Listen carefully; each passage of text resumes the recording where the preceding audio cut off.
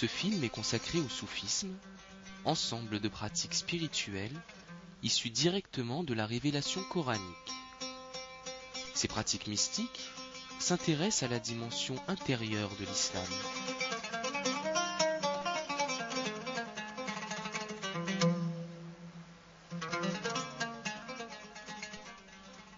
Selon cette perspective, le monde comporte un aspect extérieur, exotérique, et intérieur, ésotérique.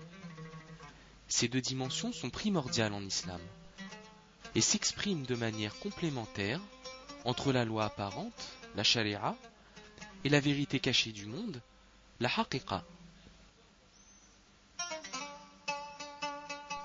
Cependant, les soufis considèrent qu'il n'est possible de saisir le sens caché des choses qu'au moyen d'une expérience spirituelle. Cette expérience revêt la forme d'une éducation.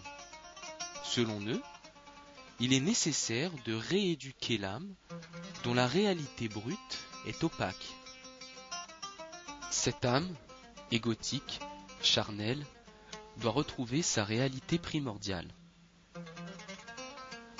Pour toutes leurs pratiques, les soufis se retrouvent au sein des zawiyas, leur lieu de réunion.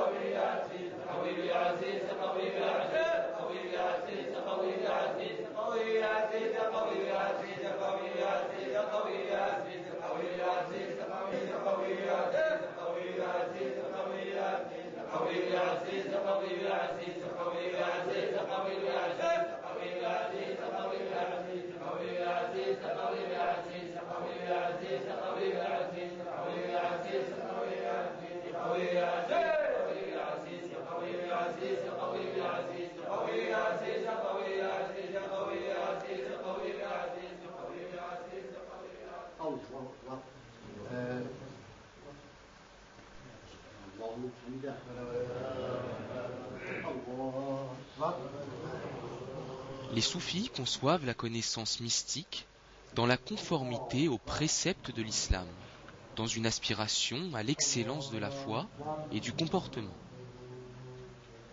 La particularité du soufisme est la recherche d'un équilibre intérieur dans une quête qui vise à un niveau de conscience supérieur de la réalité.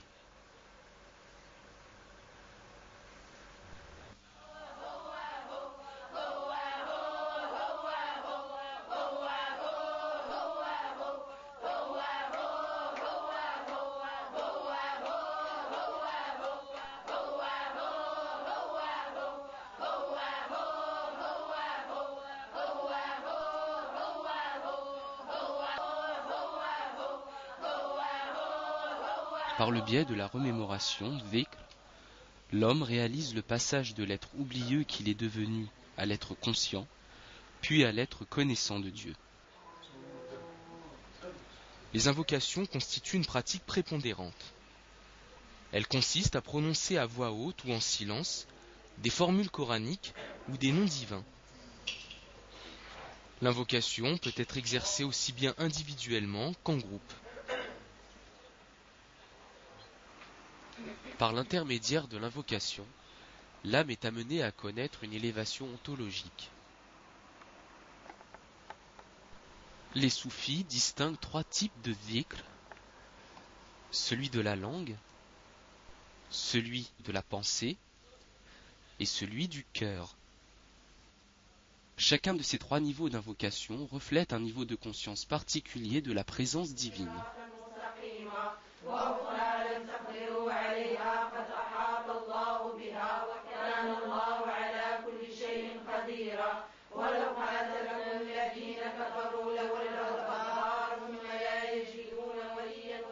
En effet, dans le soufisme, l'expérience spirituelle suit toujours la voie d'une intériorisation graduelle. La pratique du dhikr est ainsi conçue comme la clé de la paix intérieure. Les soufis citent souvent à cet égard le Coran. Les cœurs ne s'apaisent-ils pas au souvenir de Dieu? En ce domaine, les soufis s'accordent à donner une très grande importance à l'invocation en groupe, car elle développe une très forte énergie, de nature à éveiller les cœurs au monde spirituel.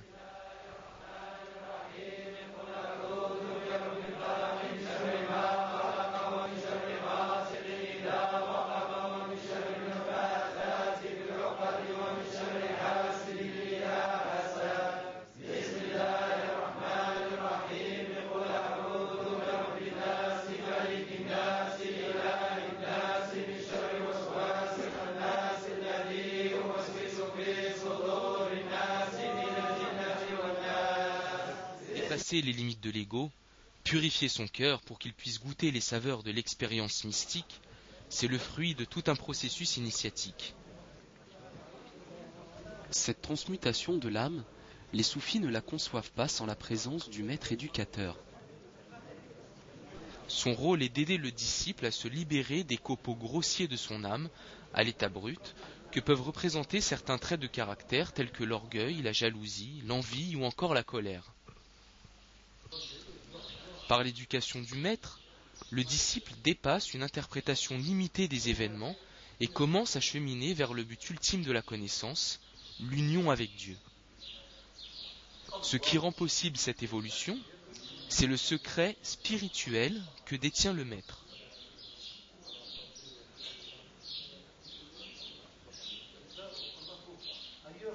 Au-delà des attributs propres à l'ego, la conception soufie de l'homme voit dans celui-ci d'autres attributs conformes cette fois à la nature de l'esprit. Tant que l'âme n'a pas retrouvé sa condition originelle, ces attributs restent cachés. À la bassesse de l'ego s'oppose la grandeur de l'âme, à l'avarice s'oppose la générosité, à l'ignorance la connaissance. Les différents maîtres ou shirs qui se sont succédés à travers l'histoire revendiquent l'héritage d'un afflux spirituel du prophète Mohammed.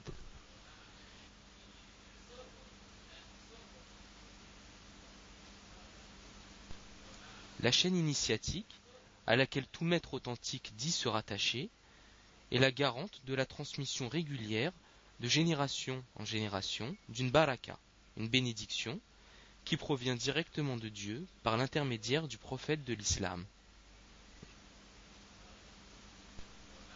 C'est ensuite cette émanation divine que le shir fait rayonner sur ses disciples ou même au-delà. On peut, concernant cela, faire référence à cet auteur mystique qui a comparé les maîtres soufis à autant de lunes qui réfléchissent sur terre la lumière du soleil. Ce symbolisme de la lune et du soleil est souvent repris pour faire allusion au prophète.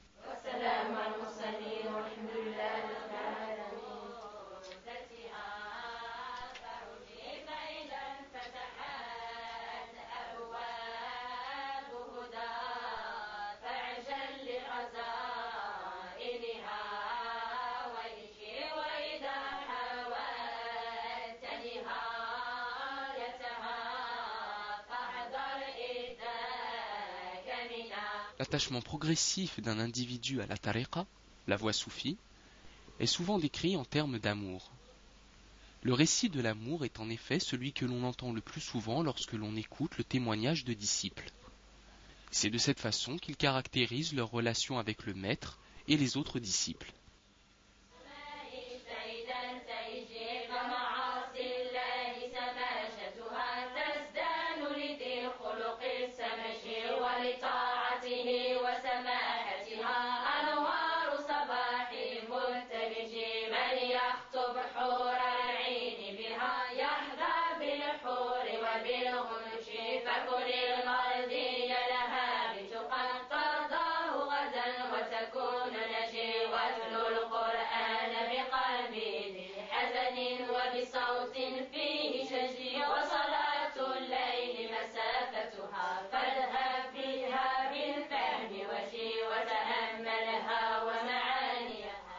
L'amour est souvent associé aux belles manières. Les disciples affirment ainsi être séduits par une atmosphère chaleureuse et fraternelle.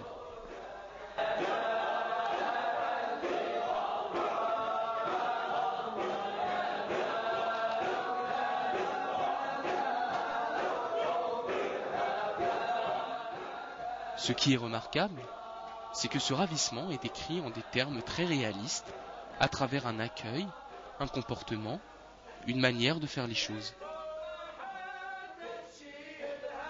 C'est ce vécu qui rend propice chez les soufis l'apparition de l'état spirituel, le hal.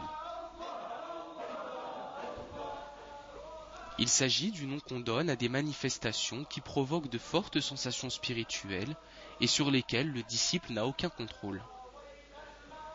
C'est la raison pour laquelle les soufis la considèrent comme un don, une grâce divine. Les initiés décrivent le hal comme quelque chose qui les surprend tout à coup.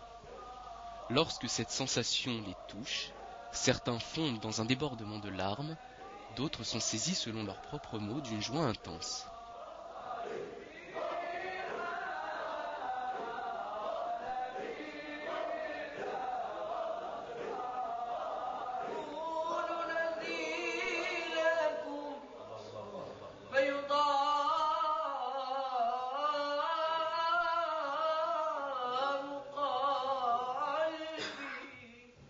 Il est ainsi connu pour être une expérience singulière, propre à chaque individu, comme toute autre expérience spirituelle.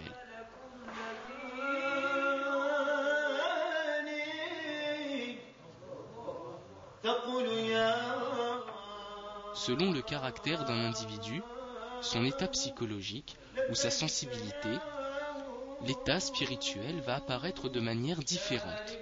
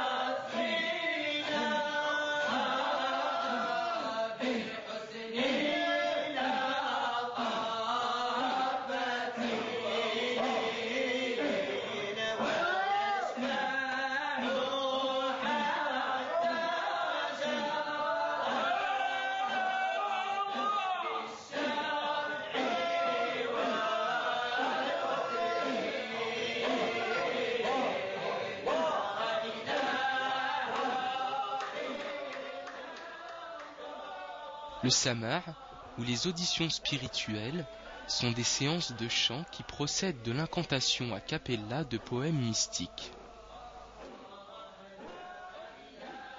Dans la même lignée que les autres formes d'invocation, l'écoute du chant a pour effet de réactualiser chez l'être humain le pacte originel des âmes reconnaissant la seigneurie de Dieu par rapport à leur existence même.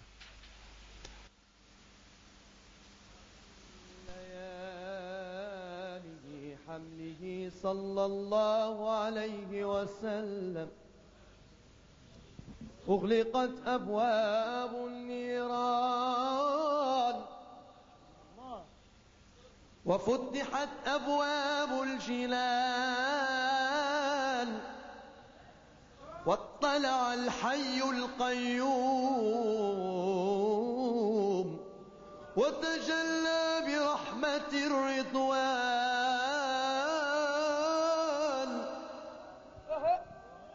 واهتز العرش طربا ومال الكرسي عجبا واهتز العرش طربا ومال الكرسي عجبا وانتشرت الرايات الربانية وتلألأت الكائنات بالأنوار وتنكست على رؤوسها الأصنام ونطق الدواب. On définit souvent le hal dans son rapport au maqam, la station spirituelle. Le hal, l'état spirituel, et le maqam, la station spirituelle, sont pour les soufis deux réalités indissociables de l'expérience mystique. Néanmoins, l'état spirituel constitue une expérience passagère, alors que la station spirituelle est beaucoup plus durable et tend vers la permanence. Elle traduit chez le disciple la cristallisation d'un caractère noble comme la générosité, la vertu ou la beauté. Plus stable, ce trait devient à la longue une des qualités divines dont se parle le disciple. Les sensations spirituelles ne sont pas ainsi perçues comme une fin en soi. L'essentiel est dans l'illumination du cœur que réalise le cheminant sur la voie de Dieu. Celle-ci n'est d'ailleurs conçue que comme une voie de la progression. Cette progression se mesure à l'aune de la transformation comportementale.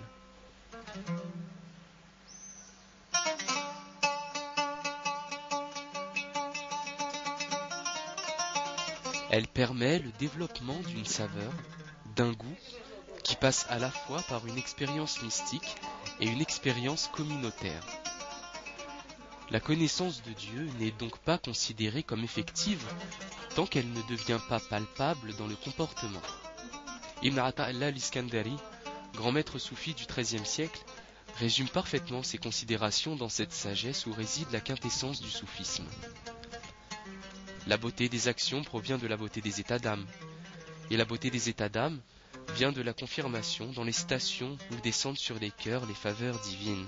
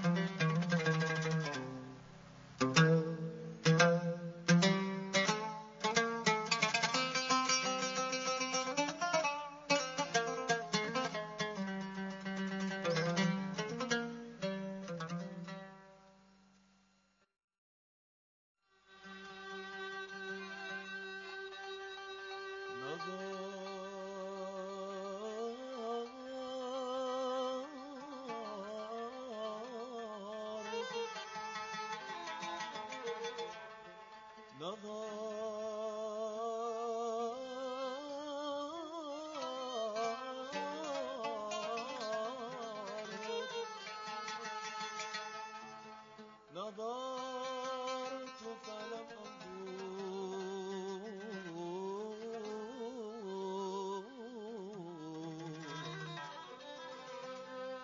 سواك